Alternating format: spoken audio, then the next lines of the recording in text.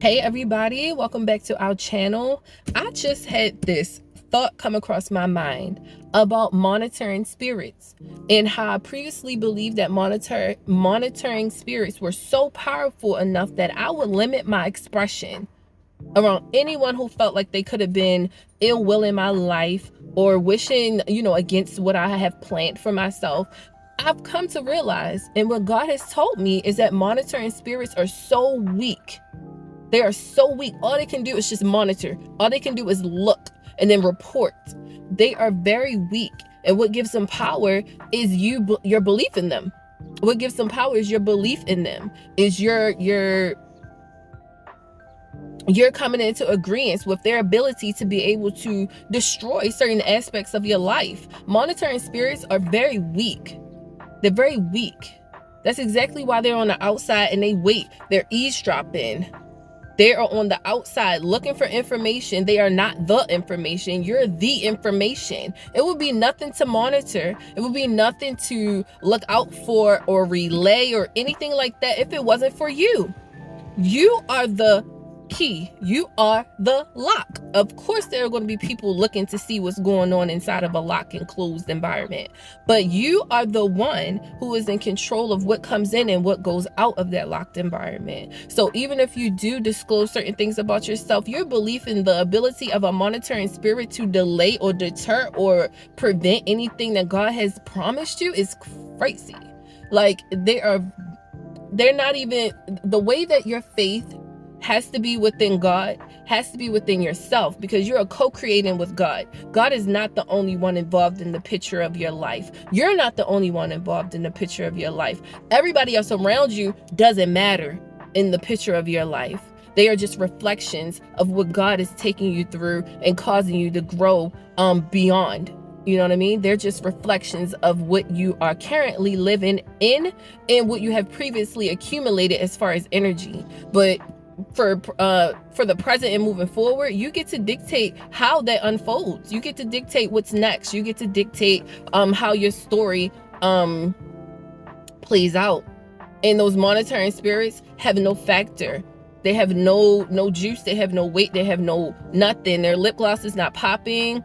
Their back is not backing. Their front is not fronting. They're just not doing what they need to do. They can go ahead and listen and spy and monitor and record and, research all they want. It's giving Beyonce energy. It's giving, don't matter what you say. It really does. What you say, does it really matter? At the end of the day, does anybody else's opinion really matter? If you know that what you are wanting is accomplishable, and for one, you're able to accomplish it. So it doesn't matter what anybody thinks or what anybody says or what anybody wants or what anybody's opinion is of what you have decided, you and God, not just you, because you don't want to make plans without God, and God can't do anything without you. I'm not going to say he ain't possible, but you have to be willing to make the moves, take the chances, have the thoughts, and believe in them. God can instill them in your mind. God can bring people around you that are there to uplift you and lead you in the right direction. But if you're not willing to take those steps next that God is urging you to take, then it's all for naught. It's all for naught. So definitely make sure that you are living in your purpose. You are walking in your purpose, you. And it might be different than somebody else around you. It might be different than who you're talking to. It's definitely different than mine. But just know that you have a purpose and continue to seek that. Speak to God about that. Read your Bible. Become very passionate about you. Become passionate about God. Become passionate about what feels right, what feels good, who feels good, what feels right. Don't just give your energy to anybody and anything unless it does feel right.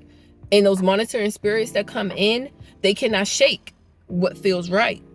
They cannot make you feel what you are not willing to accept for yourself. Like words, what's the saying? Sticks and stones may break my bones, but words will never hurt me, or something like that. Words can hurt. Words mean a lot. Words are just so powerful that they can continuously guide your life in certain aspects that actions are not. It doesn't even matter. Like you could say the wrong thing to the right person and then things just change, So those monitoring spirits, irrelevant, not as much of a factor as you are. And make sure that you remember that whenever there's any anxiety, any stress, any trauma, anything that comes up within your mind, within your energy that tries to deter you from taking your next best step, making your next big one, taking your next big one, and letting God do that in your life. Okay? Don't forget who you are.